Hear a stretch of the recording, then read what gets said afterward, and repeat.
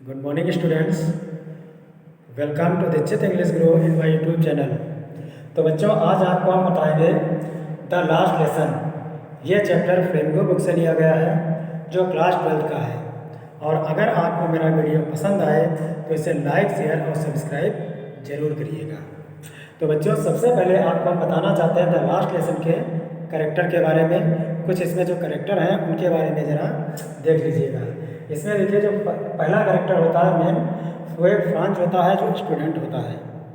दूसरा character M हैमल है जो एक टीचर है। और ये जो घटना होती है ये बर्लिन के बारे में बताई गई है, जो जैसे स्कूल के बारे में वहाँ पर बताई जाती है, या फ्रांस ने जो भी किया है उसके बारे में। कुछ प्रशियाई सैनिक वहाँ पर हैं, उनके बारे ये भी मेन करेक्टर में आते हैं। तो बच्चों, इसके बारे में ज़रा समझ लीजिएगा कि फ्रांस नाम का एक स्टूडेंट होता है जो अल्सेस और लॉरेन के जैसे स्कूल में वहाँ पर पढ़ रहा होता है। और उसके जो टीचर थे एम हैवेल, उन्होंने उसको एक वर्क दिया था करने के लिए, जो वर्क था पार्टिसिपल पूरा करने के लिए। तो उस वर्क को पूरा करने के लिए उसको आदेश दिया गया था, लेकिन बहुत ही मनमोजी स्वभाव का लड़का होता है। पढ़ने लिखने में उसका मन नहीं लगता है। जो बाहर की चीज़ें हैं उनमें बहुत उसका मन लगता है, जैसे घूमना है, नदी में उधर घूमना है, या कोई और भी सारी चीज़ें देखना है।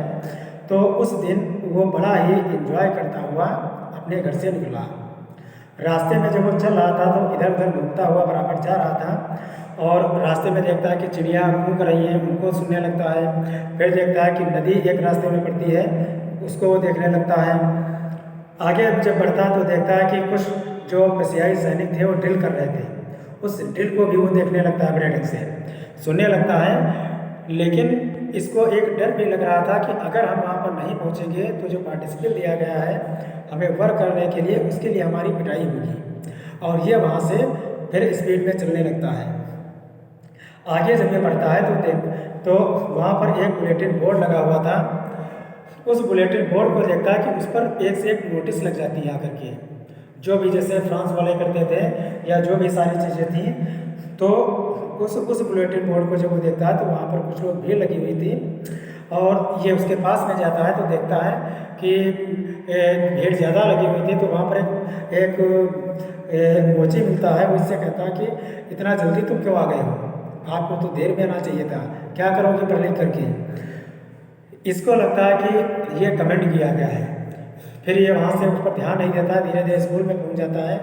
जब स्कूल में एंट्री करता तो जैसे हमेशा देखा करता था कि स्कूल के बच्चों की आवाज़ आना, स्कूल में जो क्लासेस हैं उनके डेस्क में से आवाज़ आना, पैरों की आवाज़ आना, टीचर लोग जो स्टिक से डेस्क पर पिटाई करते हैं, ऐसे ऐसे कर करके पीटते हैं, वो भी आवाज़ नहीं आई थी। सारा सब माहौल चेंज हुआ था।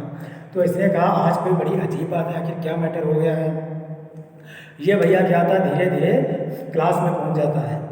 क्लास में जब पहुंचता है तो वहाँ पर ये अपने टीचर को देखता है, एम हैमल। ये जा करके क्लास में चुपचाप बैठ जाता है। उस दिन इसके टीचर ने इससे कुछ भी नहीं कहा, और ये जा करके वहाँ पर जब बैठ जाता है तो देखता है कि इसके जो टीचर थे उस दिन बढ़िया नई यूनिफॉर्म पहन कर आए हुए थे, एक नया बढ़िया कुर्ता पजामा सारी मतलब ड्रेस जो थी बिल्कुल मेंटेन होकर के आए थे। तो इसने कहा कि आखिर ये मैटर क्या है, ये मैटर कुछ हमारी नहीं समझ में आ रहा है। तब वहाँ पर देखते हैं, और वहाँ पर कुछ गांव वाले भी इकट्ठा थे, गांव के बच्चे हैं, जो बुजुर्ग हैं, वो भी सारे लोग वहाँ पर इकट्ठा थे। और उस वहाँ पर क्या हुआ था कि जो प्रसिया लोग हैं, जो वहाँ के लोगों ने आदेश दिया था कि जो अल्सेस और लॉरेन के स्कूल हैं उनमें फ्रांसीसी जो भाषा है वो नहीं पढ़ाई जाएगी। अब बर्लिन के जो अल्सेस और लॉरेन स्कूल हैं उसमें जो जर्मन की भाषा है, जर्मन की भाषा पढ़ाई जाएगी, और फ्रांसीसी भाषा को अब नहीं पढ़ाया जाएगा, ऐसा आदेश वहाँ पर आ गया था।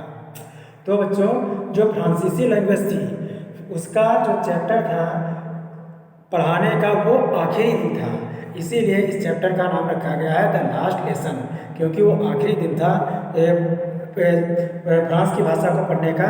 अब अगला समय नहीं मिलता, तब वो पूरा मैटर समझ पाता है कि आखिर ये क्या बात हुई है, कैसे क्या हुआ है।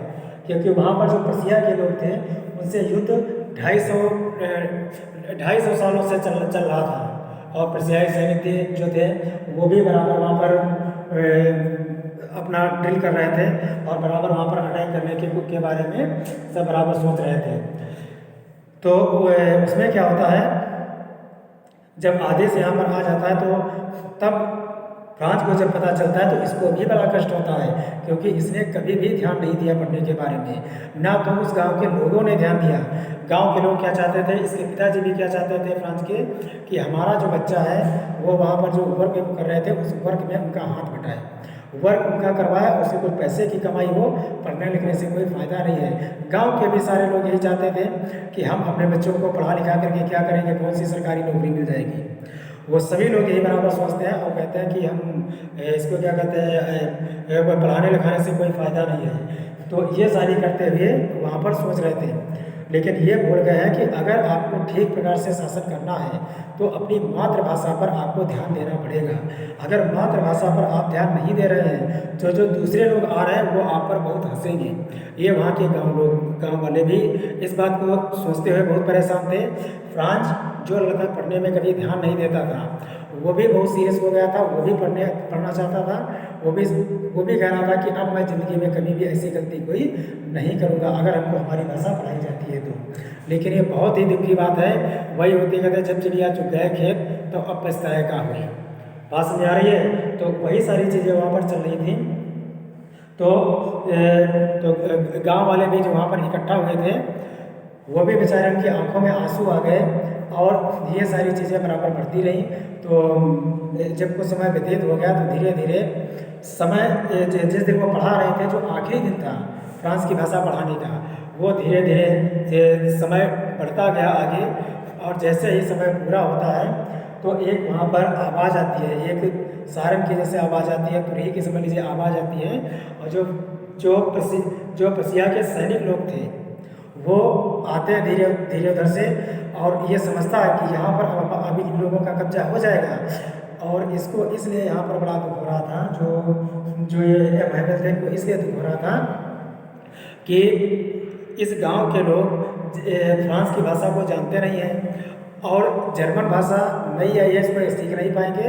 तो इसको लेकर के इनकी बड़ी हंसी होगी, लोग कमेंट करेंगे और सारे गांव पर जर्मन के लोगों का यहाँ पर कब्जा हो जाएगा तुरंत। और जैसे ही वो समय हटता है वहाँ पर तुरंत जर्मन के टीचर आकर के उस स्कूल पर कब्जा अपना करते हैं और ये भी बेचारे वहाँ से निकल लेते हैं। लास्ट में इन्होंने बोर्ड पर एक चीज़ लिख दी थी, वी ले France.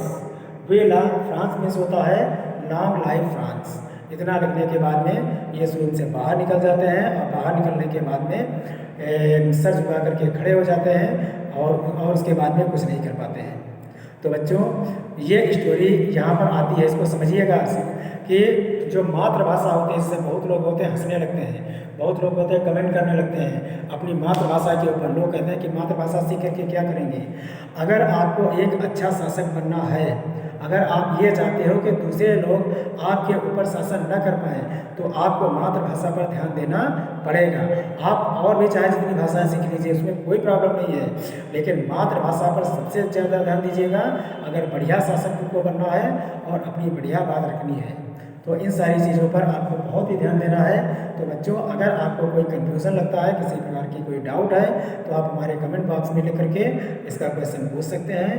Thank you and have a nice day.